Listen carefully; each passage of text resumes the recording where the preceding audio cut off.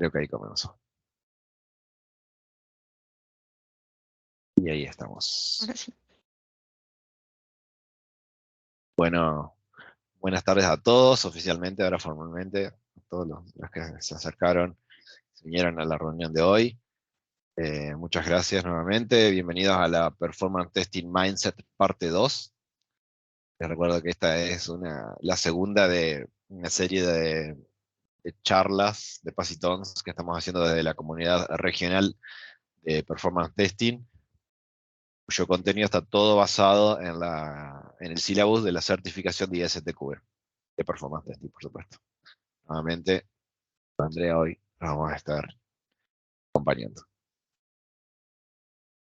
Claro que sí, muy bien, muchas gracias. Nuevamente les contamos que esta es la agenda para el día. Vamos a hablar acerca de las métricas en cuanto a fuentes y categorías, métricas de performance. La segunda parte de nuestra charla va a estar destinada a las tareas dentro de las pruebas de performance. En la parte 3 vamos a hacer una especie de sum up, de resumen de la información que llevamos. Y si el tiempo nos da hasta la parte 4, vamos a estar con preguntas y respuestas. Recuerden que igualmente si tienen preguntas mientras estamos conversando, pueden levantar la mano o nos pueden dejar la pregunta en el chat. Nosotros hacemos parte de la comunidad de performance. En breve, uno de nuestros miembros o durante la charla les va a compartir el enlace a la comunidad para que si están interesados puedan sumarse y compartir con nosotros todos estos conocimientos. Entonces, vamos a comenzar, ¿cierto? Para no dar más espera, vamos a hablar acerca de las métricas, de dónde se toman y cuáles son las categorías, es decir, fuentes y categorías, y vamos a empezar conversando acerca de por qué son importantes las métricas dentro del performance testing. Tenemos más o menos, bueno, en realidad tenemos muchas razones por las cuales es importante llevar métricas de las pruebas que realicemos, pero voy a hablarles de 5 que me parecen muy importantes. La primera de ellas es que es esencial porque nos ayuda a definir las metas del performance testing y asimismo evaluar los resultados. Es decir, cada vez que nosotros realicemos una prueba, vamos a tener el insumo más valioso de la organización, que es la información. Justamente esa información nos va a permitir conocer el estado real del sistema. De esta manera podemos identificar los riesgos, todo lo que pueda ser un posible riesgo con un impacto, sea de nivel bajo, medio o alto. Y asimismo, además de identificar los riesgos, vamos a poder presentarle al cliente estrategias para mitigarlos. Si bien es cierto que las pruebas de performance no se enfocan en que nosotros solucionemos los errores, sí podemos ser parte de la solución al reconocer los problemas y al identificar esos riesgos. También me parece esencial que cuando nosotros hacemos pruebas de performance y presentamos métricas, ayudamos a la toma de decisiones informadas por parte de los clientes, incluso de nosotros mismos, porque nos permite conocer el estado real del sistema, los riesgos, saber cuáles son nuestras metas y de la misma manera identificar estrategias para mejorar los proyectos. Entonces, en cuanto a métricas, para hablar de dónde se toman o de dónde se recolectan, debemos especificar que se pueden tomar de varias fuentes. ¿Cuáles son esas fuentes? Entre las principales tenemos el contexto del negocio, el contexto operacional y los objetivos. Cuando hablamos del contexto de negocio, estamos hablando de los requerimientos del cliente. También estamos hablando de las expectativas que puedan tener los stakeholders o los socios, como se les llama, y los usuarios finales. Este contexto de negocio es especialmente importante porque básicamente es el corazón de lo que se está haciendo, ¿cierto? Del proceso o del cliente en el que estamos. Y es algo que suma muchísimo valor para ellos.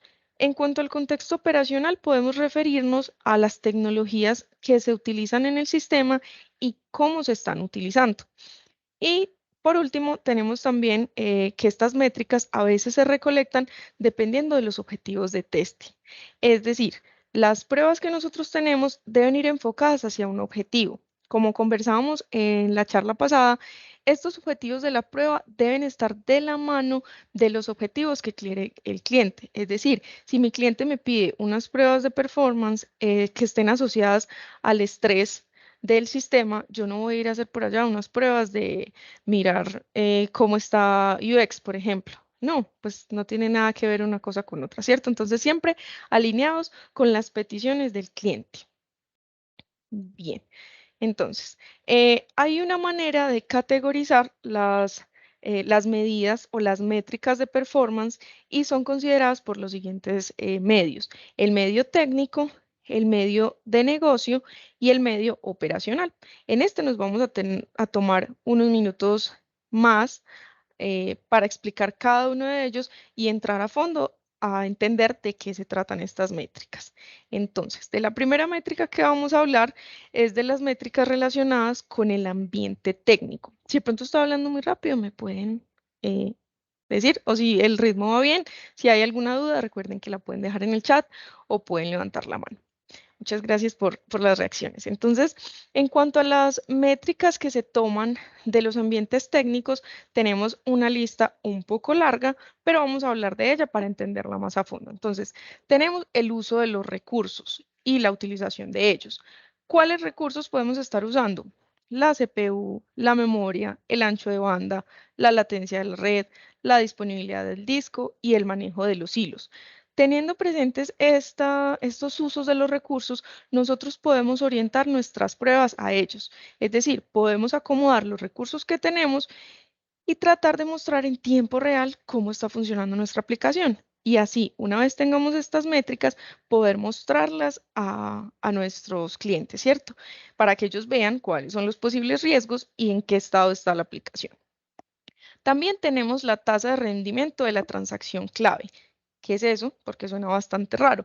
Es el número de transacciones que pueden ser procesadas en un periodo dado de tiempo y que hacen parte del corazón del negocio. Por ejemplo, un banco. ¿Cuántas personas realizan envíos de dinero en línea para una aplicación de un banco? Ese es uno de las transacciones claves, es decir, como de las transacciones más importantes que pueda realizar el cliente. También tenemos, por ejemplo, un carrito de compras. ¿Cuántas personas realizan compras diariamente de manera simultánea en un carro de compras? Recordemos que hay empresas, no decir que casi todas, cuyo corazón es justamente hacer ventas. ¿Qué pasa si muchas personas, por ejemplo, en un Black Friday, entran, que sucede mucho, entran a hacer compras y el carrito no funciona o no soporta la cantidad de transacciones que se están realizando? Esto podría mostrar un riesgo y asimismo podríamos ayudarle a nuestro cliente a que vea en ese riesgo una oportunidad de mejora. También tenemos el tiempo de procesamiento por lotes. ¿Qué significan estos tiempos de procesamiento por lote? Tienen que ver justamente con los tiempos de espera, de producción, o por ejemplo, una que es más sencilla, los tiempos de respuesta de la base de datos.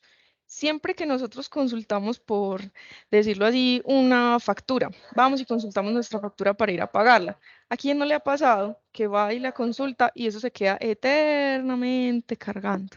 Y tal vez ni siquiera muestra un spinner, tal vez no muestra ni siquiera un aviso de cuánto hay que esperar, ni el relojito antiguo que daba vueltas hacia arriba, hacia abajo, ¿cierto? O sea, ni siquiera muestra eso. Entonces, ahí vemos una oportunidad de mejora y nuevamente vemos un riesgo que le va a permitir tomar al cliente decisiones informadas.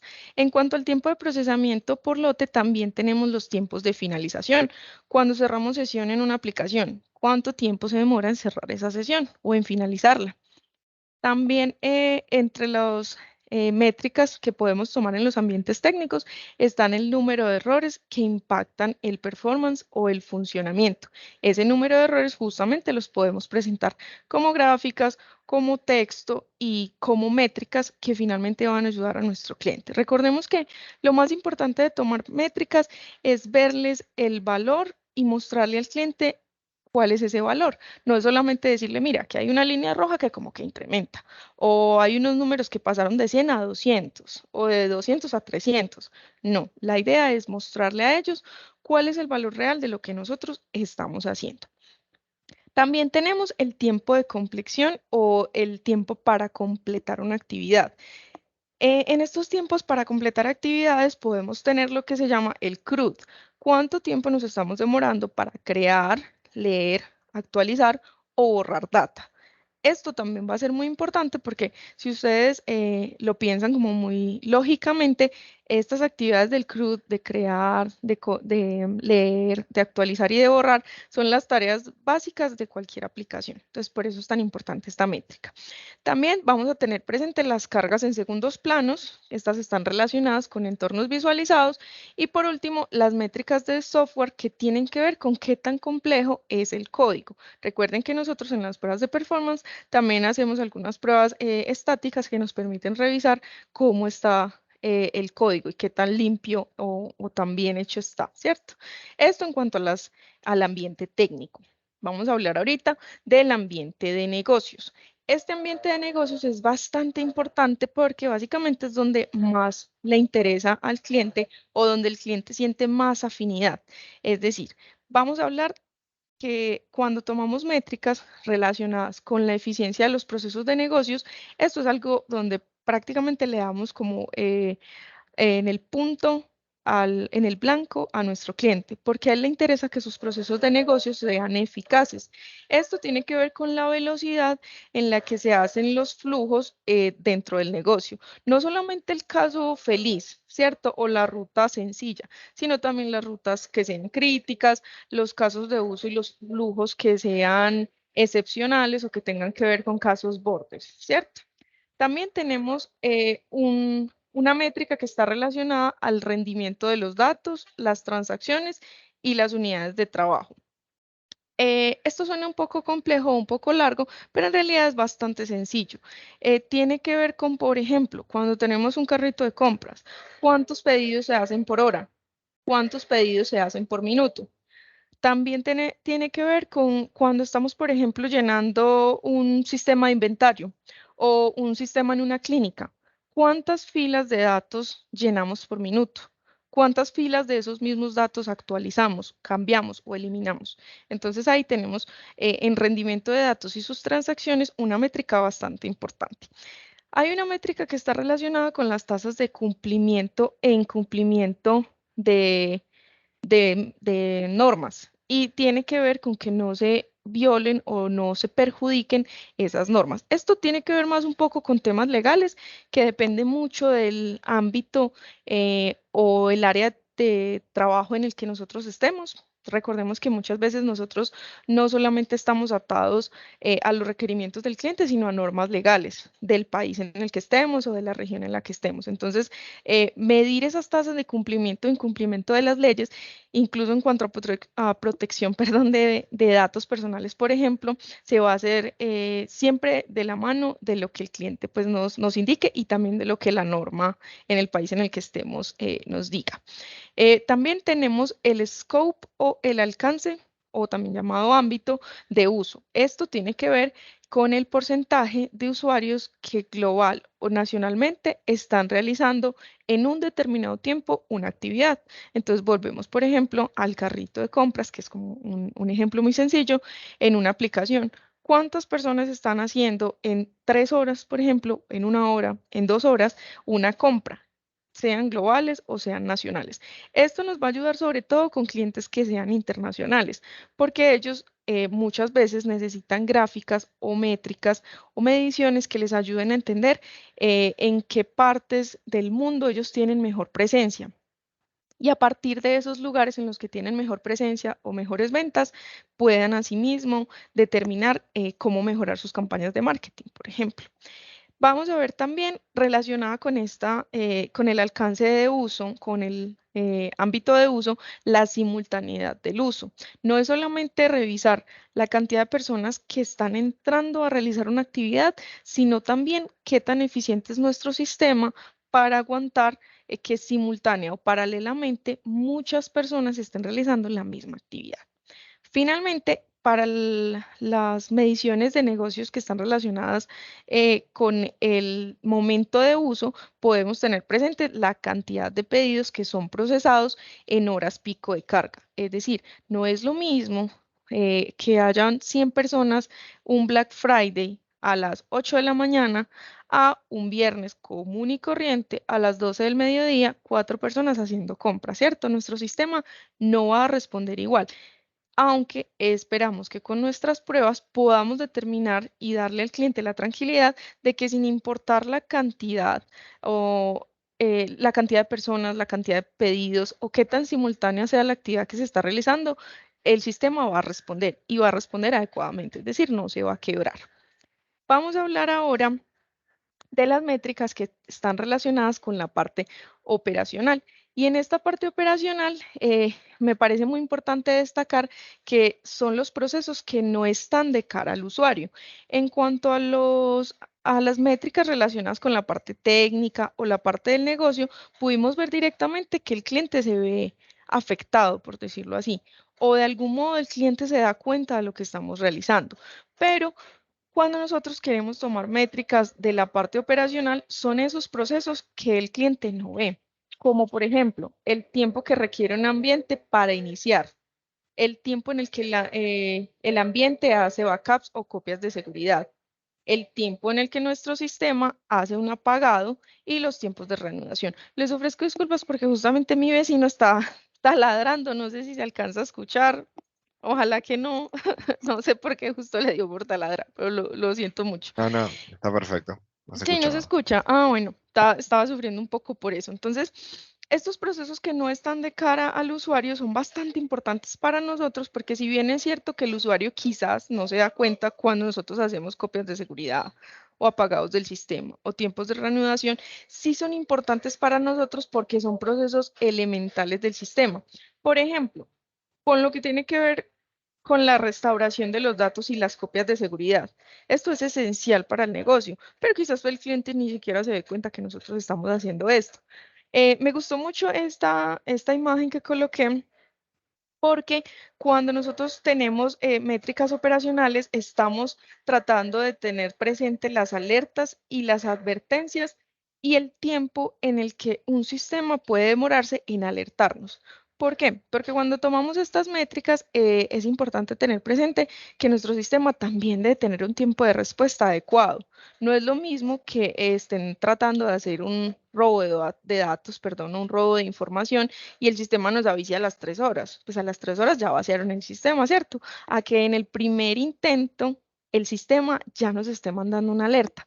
Entonces, qué importante que nosotros podamos determinar también eso y decirle a nuestro cliente, mire, hay una oportunidad de mejora porque incluso, aunque tiene que ver un poco con más con las pruebas de seguridad, alguien intentó hacer un copiado de la base de datos o trató de ingresar a la base de datos y su sistema nos avisó a las 5 horas. No, qué bueno que podamos darle al cliente la seguridad y la tranquilidad de decir, bueno, mi sistema no está muy bien, pero a partir de este riesgo puedo empezar a crear estrategias para mitigar o eliminar ese riesgo y que la próxima vez que haya un intento de fraude, esa alerta o esa advertencia llegue en tiempo récord.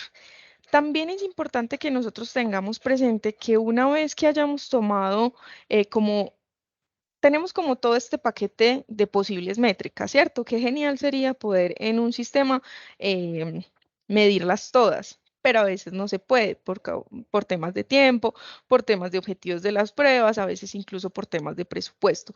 Pero en todo este paquete de diferentes métricas es importante que nosotros tengamos en cuenta cuáles son las que están más aplicables a nuestro sistema.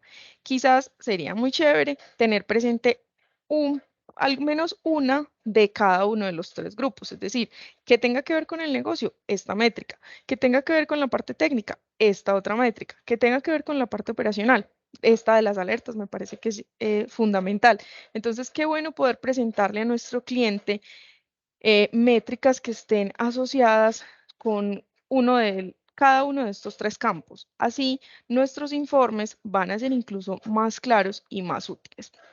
Por último, les voy a contar acerca de algunas claves de fuentes de métricas de performance. Estas son las herramientas de prueba de rendimiento, las herramientas que miden y monitorean, perdón, no, lo siento, que prueban y miden el performance y las herramientas de registro de análisis. Entonces, ¿Qué sucede con las herramientas de pruebas de rendimiento? Todas estas herramientas nos proporcionan unas mediciones y unas métricas como resultado de las pruebas que nosotros realizamos.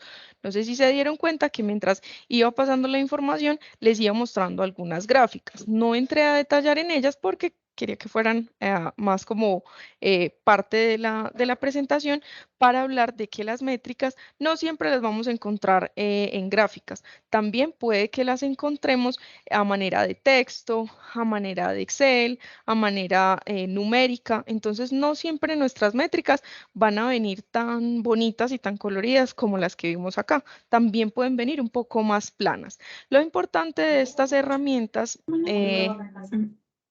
hola, nos pueden ayudar, porfa, con los micrófonos. Sí, por favor. A ver, No sé cómo he hecho que no quería ir. ahí está. Porfa. Listo. Muchas gracias. Entonces, para recopilar un poco, estas herramientas nos ayudan a reunir las métricas de rendimiento y muchas veces las van a convertir en gráficas en un dashboard o en un tablero como el que vemos acá. Pero en otras oportunidades pueden venir incluso en formatos más planos o más sencillos, no tan coloridos, no tan divertidos o tan dinámicos, pero más allá de qué tan colorido o no esté nuestra gráfica, es importante que tengamos presentes dos cosas.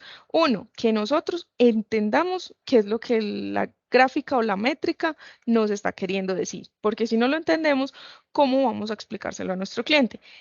Y lo segundo es que más allá de qué tan coloridas estén, que sean métricas fáciles de informar al cliente. No vamos a bombardear a nuestros usuarios o nuestros clientes con un montón de datos, con un montón de líneas, con un montón de estrellas, con un montón de gráficas que ni siquiera nosotros mismos entendamos. No, vamos a tratar de hacerlo lo más sencillo y lo más entendible posible. ¿Para qué? Para que a partir de esas gráficas y esas métricas nuestro cliente pueda tomar decisiones informadas. También es importante tener presente las herramientas de supervisión de rendimiento, que estas tienen que ver con mostrarle a nuestros clientes y alertarlos de cómo va el desempeño del sistema. También nos permite monitorear los niveles bajos de rendimiento y altos de rendimiento dependiendo de los picos de carga del sistema o de las horas pico pues, del sistema y notificar en caso de que se vean comportamientos sospechosos, que era algo más o menos de lo que hablábamos hace poco. Y finalmente, tenemos que tener presente las herramientas de análisis de registro. Estas herramientas nos permiten registrar, por ejemplo, o tener presente los registros que se van a un servidor y compilar métricas a partir de esos servidores y de esa información. Casi siempre esas herramientas de log nos crean gráficos y estos gráficos nos permiten ver los picos de alerta y los picos de, por ejemplo, advertencias y ver cómo está su funcionamiento. Entonces, para resumir, es importante que tengamos presente que tenemos un paquete muy amplio de métricas y que la manera como las vamos a seleccionar está muy atada a qué queremos mostrarle nosotros al cliente, en qué queremos hacer nosotros hincapié. Si queremos hablar solamente del negocio, entonces sabemos que tenemos un montón de opciones asociadas a las métricas de negocio, lo mismo las métricas técnicas y las operacionales. Entonces, espero que esta parte les haya quedado clara. Recuerden que pueden obtener más información acerca de las métricas, las fuentes y las categorías directamente en el Silos. Vamos ahora con Martín. Perfecto, gracias. Bueno, primero, antes que nada, disculpen si me escuchan medio mal y si empiezo a toser, estoy un poco mal de la garganta. Eh, por ejemplo. Bueno, ahora vamos a hablar sobre lo que son las performance testing tasks. Estas tareas que se realizan a lo largo del proyecto de performance testing. Estas tareas abarcan el planning, el análisis, el diseño, la implementación, la ejecución y el reporte. Vamos a ir tratando de desglosar el contenido de cada una de estas o de este tipo de subactividades que implica cada una de ellas.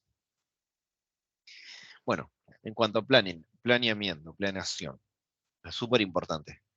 En la planeación, el objetivo principal es derivar cuáles son los objetivos de performance testing, cuáles son los objetivos en cuanto a la práctica de performance testing. Estos objetivos lo que hacen es describir metas, estrategias y métodos para el test de performance. Intentan conseguir una respuesta cuantitativa, cuantificable, medible, acerca de cuán adecuado y listo está nuestro sistema para ser expuesto a la carga de los usuarios.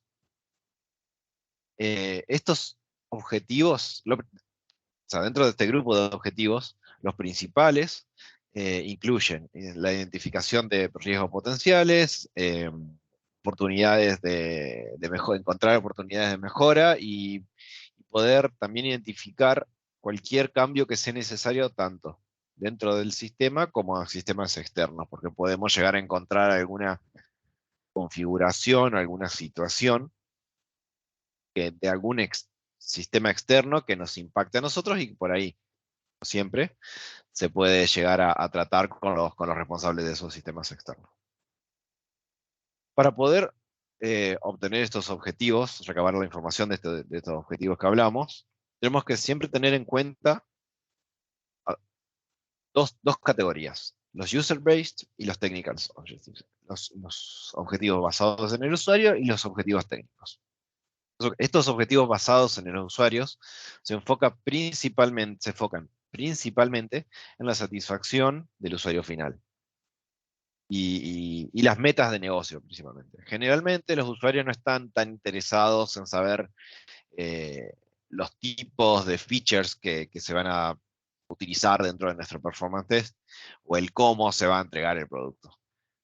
Sino ellos están más interesados en el qué se va a entregar, todo lo que refiera a su propia utilización del sistema y su ganancia, por decirlo de alguna forma, del sistema, de la utilización del sistema para el negocio. Los objetivos técnicos, por otro lado, tienen foco en aspectos operacionales e intenta responder a preguntas relacionadas a la escalabilidad del sistema o bajo qué condiciones la performance empiezan a descaer. Todas estas cuestiones, estos objetivos, se realizan, obviamente, haciendo muchas preguntas. Muchas preguntas. Algunas de las cuales puede ser, ¿qué tipo de transacciones deberían ser ejecutadas? ¿O qué transacciones deberían ser ejecutadas mediante nuestro performance test? ¿Cuál es, más o menos, el tiempo de respuesta esperado? No todas las transacciones del sistema son precisamente importantes para nosotros, o realmente, hasta todas, obviamente, toda transacción que utilice que realiza el sistema es importante para el negocio en sí, pero en términos de performance, nosotros no podemos enfocarnos en absolutamente todo por lo general, sino que tenemos que identificar cuáles son las transacciones más importantes y las que a nosotros nos interesa controlar. Otro tipo de preguntas que se pueden hacer es ¿qué métricas del sistema se deberían capturar? Por ejemplo, el uso de memoria o el throughput sería la tasa de transferencia de la red o la tasa de transacciones por X unidad de tiempo, por minuto, por hora, por lo que sea, y cuáles son los valores y unidades que más o menos se deberían manejar. Esas son algunas de las preguntas que se tienen que hacer. Toda esta información que recabamos, de los objetivos, de los potenciales riesgos, de las oportunidades de mejora, bla, bla, bla, bla, se deberían aunar en un documento llamado Performance Test Plan. Este Performance Test Plan es un documento que nos ayuda a tener unificado en un único lugar toda la información relacionada a nuestro proyecto de performance aplicado a este proyecto, a este sistema. Tiene muchas secciones, no me voy a poner a desglosar todo ahora porque eso es parte de otra charla, de la próxima, de hecho. Pero algunas de las secciones que deberían estar incluidas en este Performance Test Plan, en este documento, son un overview del sistema y cuáles son los objetivos del sistema, perdón. ¿Cuáles son los tipos de performance tests que se deberían incluir en nuestra práctica, en nuestro script? Recordamos las CLEs, que la hablamos la semana pasada, en la charla pasada. ¿Cuáles son los acceptance criteria en términos de performance? cuál es la información, cuáles son los datos que nosotros vamos a utilizar, y cuáles no, y por qué. Siempre está muy bueno poder definir el scope, tanto scope afirmativo como negativo, todo lo que se incluye como también todo lo que se excluye. También la configuración del sistema es súper importante para poder saber con qué arquitectura contamos nosotros de nuestro lado, con qué tipo, no sé, configuración del software, cantidad de máquinas que tenemos, comunicación con sistemas externos, interfaces que tengamos que utilizar, etcétera, etcétera. Siguiente. Por favor, a ver. Ahí va. Bueno, eso es todo lo que es en planning. En términos de análisis, diseño e implementación, estas están más o menos ligadas. Lo que vamos a hablar ahora va a ser cuáles son los típicos, tenemos que conocer para poder realizar este análisis, diseño e implementación, cuáles son los típicos protocolos de comunicación que hay en el mercado, en el área. Vamos a tener que definir cuáles son los perfiles operacionales y de carga. Vamos a estar definiendo también cómo va a ser la estructura de nuestro Performance Test Script. Y también tenemos que definir, por supuesto, cuál va a ser el approach de generación de carga. Si nos movemos una más. Bueno, en términos de protocolos, esto es un pantallazo muy general, pero bueno, nosotros tenemos que saber con qué protocolos trabaja nuestro sistema, con qué protocolos interactúa nuestro sistema. Puede haber varios protocolos, como vemos acá en la pantalla. Por ejemplo, los más conocidos dentro de los protocolos de base de datos son el ODBC, JDBC y algún otro protocolo loco que ande dando vuelta ahí, algún vendor específico. En términos de protocolos web, el famoso HTTP, HTTPS, HTML, protocolos de web service, el SOAP, el REST, Network, tenemos el DNS, el FTP, IMAP, el LDP, LDAP. O sea, esta es una lista de protocolos que existen, que nosotros deberíamos mínimamente identificar y en el caso de que alguna de las transacciones con las que nosotros tengamos que lidiar, por decirlo así, trabaje con esto, nosotros tenemos que estar atentos y utilizar las mejores herramientas que tengamos a disposición para poder trabajar de la mejor manera y tener resultados buenos, digamos. No me sale, confiables. Ahí está. Bueno, y acá este grafiquito creo que resume bastante bien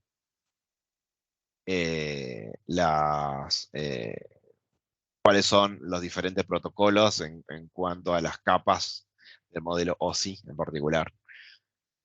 Alguno que haya cursado redes de datos en la facultad de la universidad tranquilamente se puede acordar de los dolores de cabeza que esto nos dio. Pero bueno, yo lo vi y ya dije, no de nuevo. Pero bueno. Sí, es necesario. La facultad sirve, muchachos. Chicos y chicas. Bueno, en cuanto a perfiles operacionales y perfiles de carga, tenemos que definirlos. Pero primero, para poder definirlos e implementarlos en nuestro sistema, tenemos que saber qué son, por supuesto. Perfiles operacionales. Estos perfiles son patrones de interacción distintivos de usuarios de nuestro sistema. Es el conjunto de operaciones o transacciones que los usuarios o incluso otros sistemas realizan con nuestro sistema. Como ya les dije, puede haber algún sistema externo que interactúe con nosotros. Y bueno, eso también, eventualmente, de ser necesario, también se tiene que considerar como una especie de usuario. No precisamente los usuarios de nuestro sistema son todas personas físicas. Bueno, el perfil operacional, como ya dije, son patrones de interacción distintivos de un grupo específico de usuarios. Y para poder identificarlos, para poder identificar estos operational profiles, lo que se hace es tomar un approach top-down, es decir, ir recabando información desde lo más general hasta lo más específico. Se hace un análisis de los usuarios del sistema, primero en forma general, intentando identificar grupos de interés, y luego se van haciendo preguntas, indagando para poder obtener más detalles de estos grupos en cuanto a la interacción y frecuencia de uso del sistema y también criticidad de flujos, por mencionar algunos aspectos que se pueden llegar a tener en cuenta. Luego, por supuesto, estos operational profiles son validados con los stakeholders y responsables del proyecto para luego generar los load profiles. Bueno, ¿qué son los load profiles? Son básicamente combinaciones de operational profiles, pero implementadas a nuestro sistema de modo que generen carga y simulen la interacción lo más realista posible. Es decir, que básicamente un load profile es una implementación de un operational profile dentro de nuestro sistema. Ahí tenemos un gráfico que es parte de lo que es la certificación. Este gráfico está como ejemplo justo en esta sección del syllabus. Por ejemplo, tenemos el load profile basado en un operational profile 1. Supongamos que existe un sistema que interactúa con otro sistema y hace cierta cantidad de llamadas cada hora. En este caso, si seguimos los números y ejemplos del gráfico, supongamos que existe un sistema que realiza 100 transacciones por hora. Entonces, está bien, y nos importa, obviamente, esa transacción. Entonces, ¿qué hacemos? Bueno, lo graficamos así. Decimos, bueno, está bien, esto es nuestro operational profile. Esto es el load profile para un operational profile en particular. Para un conjunto, para un usuario, un tipo de usuario particular. Luego, en el segundo gráfico tenemos un load profile basado en el operational profile 2. Existe otro grupo de usuarios que empieza a trabajar a las 7 de la tarde, poco tarde, pero tienen turno nocturno, y empiezan a aparecer a partir de las 7 hasta las 9, y llega un tope máximo de transacciones que realizan. A partir de las 9, trabajan un rato a full, por decirlo de alguna forma, y luego van decayendo. El número de transacciones, el número de usuarios que están interactuando con nuestro sistema. Ese es el Operational Profile 2. Y por último, tenemos nuestro Load Profile, el cual nosotros deberíamos realmente implementar en nuestro sistema, que es la combinación de los mismos. Es la parte más realista de nuestro sistema. Por un lado tenemos la carga constante de 100 usuarios por hora, y luego tenemos y le agregamos a esos 100 usuarios la carga del perfil 2. Bueno, en este caso vemos que en la implementación deberíamos estar generando mínimamente simulando 100 usuarios ingresando a nuestro sistema, luego va subiendo hasta un máximo normal esperado de carga de alrededor de 275. Y una vez que pasamos estos 275 y llegamos a más de 300, podríamos estar frente a lo que es un test de estrés. O sea, si recordamos las definiciones de los tipos de test, existe un test de carga que se encarga, ya de paso, valga la redundancia, de verificar cuál sería el comportamiento de nuestro sistema para un número esperado de usuarios. Luego, el estrés va más allá de ese número esperado. Entonces, este perfil, el tercero que vemos acá, lo que hace en realidad es la implementación de un load profile que combina dos operational profiles en el cual tenemos un máximo esperado y tenemos una etapa de test de estrés. Todo eso dentro de lo que es el diseño diseño e implementación de nuestro sistema. Y nos movemos. Ay, perdón. Bueno, vemos, dentro de este diseño tenemos que analizar cuál va a ser nuestra estructura, la estructura de nuestro script de performance testing. Normalmente, el script tiene estas partes. Tenemos una parte de inicialización, un conjunto de secciones principales, luego el cleanup session. Un script de performance debería simular la actividad de un usuario o componente de manera que contribuya lo mejor posible a la carga del sistema. Esto requiere que se envíen requests al servidor en un cierto orden y una cierta cadencia. La parte de inicialización intenta setear las condiciones iniciales del sistema y nuestro script para que podamos ejecutar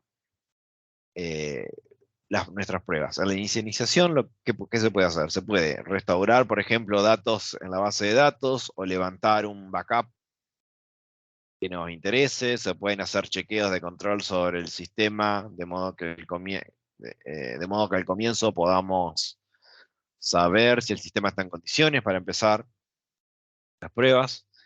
Recordemos que nuestras pruebas de performance son pruebas no funcionales,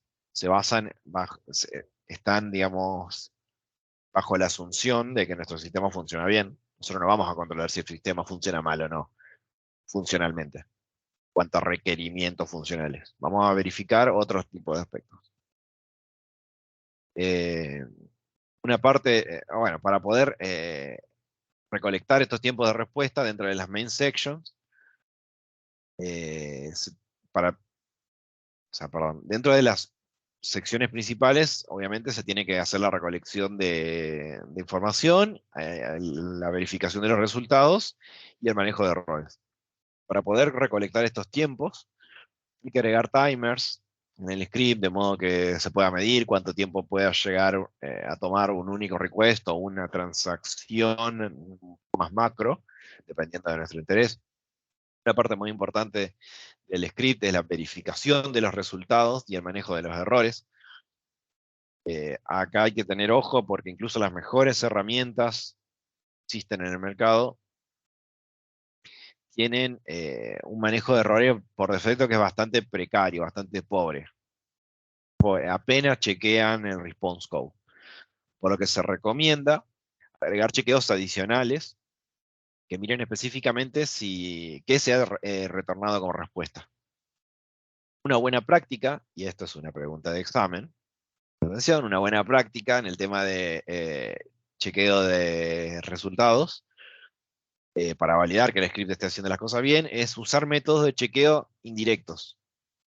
Como puede ser hacer luego de que nosotros hagamos una transacción, hacer un chequeo en la base de datos para verificar que los datos, que la información se haya agregado o actualizado de forma correcta.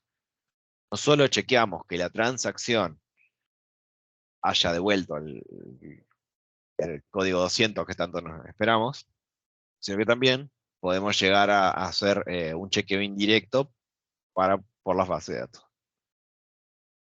Y bueno, finalmente en la sección de cleanup, lo que podríamos hacer es dejar el sistema en el modo inicial. Podemos llegar a eliminar datos que se hayan generado durante el script, liberar recursos y demás. Si seguimos. Bueno, en términos de implementación, hay que ver cómo vamos a generar la carga en el sistema. La forma más tradicional de generar carga es a nivel de protocolo de comunicación, es decir, grabar la interacción del cliente con la UI, con nuestro sistema. Y luego parametrizar y documentar los flujos. Perdón, la primera no es con la UI, la primera es al nivel de protocolo, hacer que llevar un control o tratar de grabar cuál es la interacción en cuanto a transacciones, requests de APIs que realiza el sistema. Otra forma de interacción, ahora sí, es con la UI. Grabar la interacción a nivel de UI. Lo que se puede hacer es realizar una pasada sobre el sistema, sobre el flujo que a nosotros nos interesa, y grabar eso con alguna herramienta de Record and Play, al mismo estilo que podemos llegar a hacer con una herramienta que podemos utilizar para hacer test automatizados de UI, de frontend. En este caso se necesita conocer cuál es la secuencia, obviamente exacta que debemos recorrer, y luego reproducir y adaptar esto para múltiples usuarios. O sea, se graba para uno y luego lo reproducimos simulando varios usuarios y eso, mediante la UI, va a generar carga en el sistema. La tercera opción es la programación. que es la opción más, no dinámica, no me sale la palabra, es la opción más flexible, porque programando uno puede hacer magia, y sabe, ¿no? ¿Cómo? Pero bueno, el tema con la programación es que obviamente tenemos que conocer de antemano cuáles son exactamente los requests que nos interesan, cuál es la configuración de los mismos, en qué orden y todo, digamos. Y obviamente conlleva conocimiento de programación. No es algo menor, pero sí es lo más flexible y lo que más puede llegar a considerar todos los aspectos. En cuanto a ejecución, bueno, ya planificamos, ya implementamos, ya diseñamos, ya analizamos, ya hicimos todo, tenemos casi todo armadito ahí, listo. Ahora nos toca dar run. En el tema de ejecución, bueno, obviamente la ejecución involucra la generación de carga, basados en nuestro approach que hayamos elegido para la generación de carga del sistema, sobre el sistema, de acuerdo al load profile que nosotros definimos. Esto también implica el monitoreo de todas las partes del sistema y la recolección de datos. Eh, Hay que hacer una salvedad acá, que todos los performance tests se basan en el sistema, o sea, en el estado estable del sistema. ¿Qué es el estado estable del sistema? Es cuando los valores, tanto de recursos como de las llamadas e ingresos a nuestro sistema, dejan de oscilar. Lo contrario del estado estable es el estado transiente. El estado transiente puede ser aquel que en los gráficos que vimos anteriormente es la curva, el empinado, no me sale, el pasito que va subiendo hacia arriba, esa curva, ¿El incremento? el incremento, claro, sí, el incremento, esa situación en que va incrementándose la cantidad de usuarios podría ser el estado transiente. Una vez que se estabilizaron la cantidad de usuarios, se maneja y el sistema se mantiene estable en cuanto a usuarios, eso es el estado estable.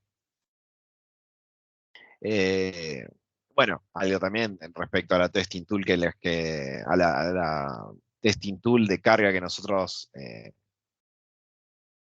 consideremos utilizar, debe ser, en el caso de que no esté, existen tres tipos de herramientas, algunas que te generan carga, otras que te recolectan la información y otras que monitorean. En el caso de que la herramienta que nosotros utilicemos solo sea de recolección de información,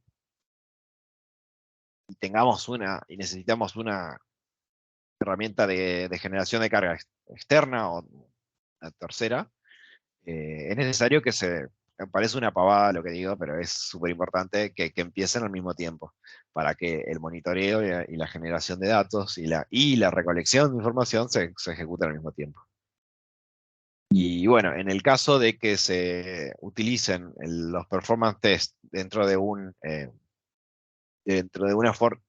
manera, o se corran en realidad, los performance tests de una manera automatizada, como puede ser como parte de una herramienta de continuous integration, los checks se deben generar, se deben realizar de forma automática.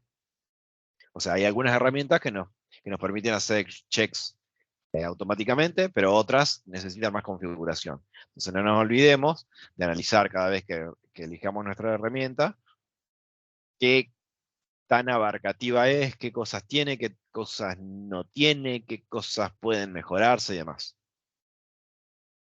Son temas de ejecución. Bueno, en cuanto a análisis de resultados y reporting, básicamente eso, análisis de resultados. ¿Qué es lo que nosotros analizamos normalmente?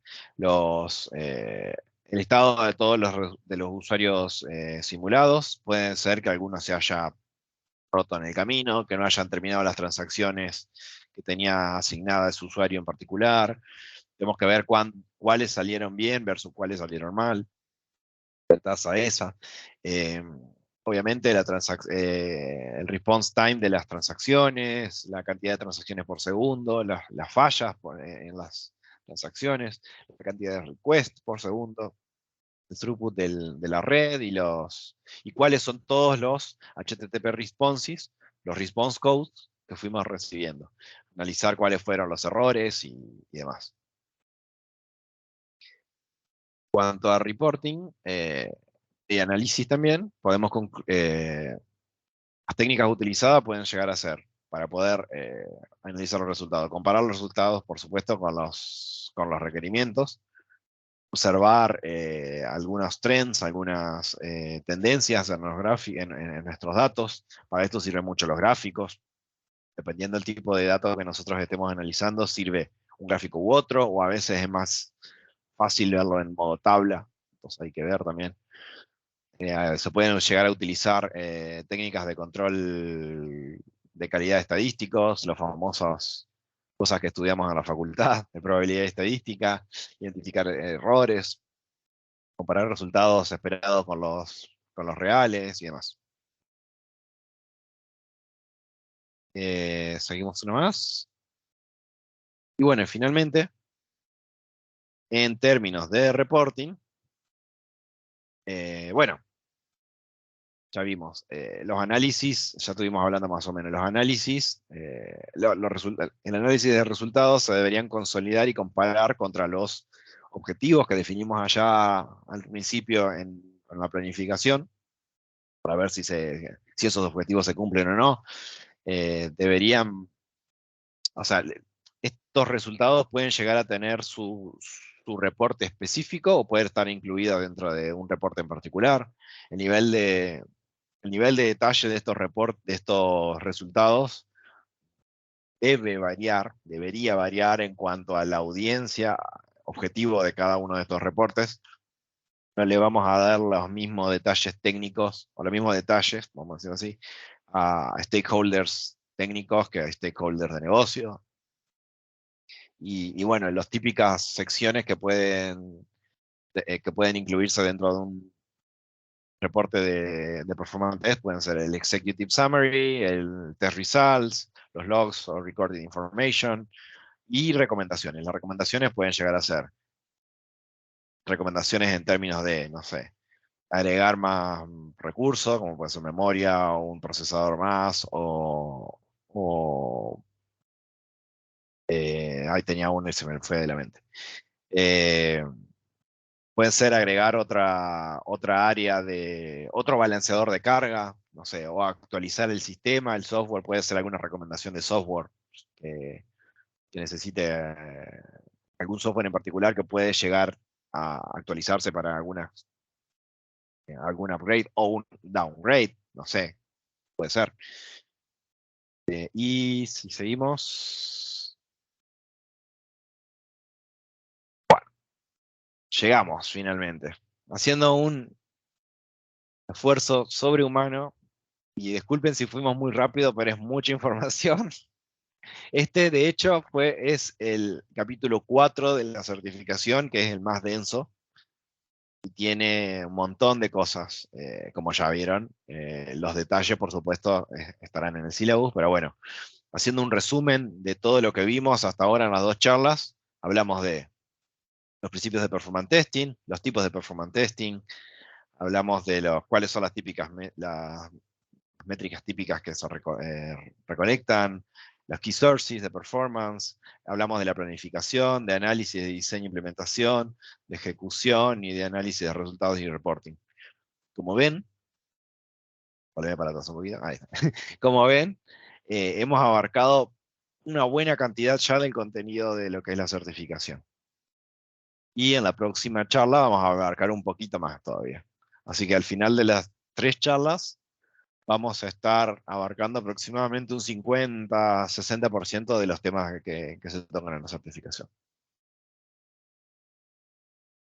Bueno, ahora ya se nos terminó la hora, pero bueno, la idea era hacer un mini brainstorming, pero les dejamos las preguntas ahora acá, así como para que, de tareita, para que piensen. Ahora, ¿entienden lo que es performance testing? ¿Aprendieron algo nuevo? ¿Qué tipo aplican ahora que saben y tienen unos conceptos nuevos o idealmente nuevos? ¿Vieron todo este tipo de conceptos? ¿Actualmente están aplicando algo de todo esto en sus proyectos? ¿Cuáles de todas estas cosas ustedes podrían empezar a aplicar mañana mismo en su proyecto, luego del feriado? Bueno, esas son algunas cosas que vamos a estar tratando de dilucidar una hora porque ya se nos terminó el tiempo, pero en los próximos encuentros. Y no sé si alguien tiene alguna pregunta o algo, comentario, cualquier cosa crítica.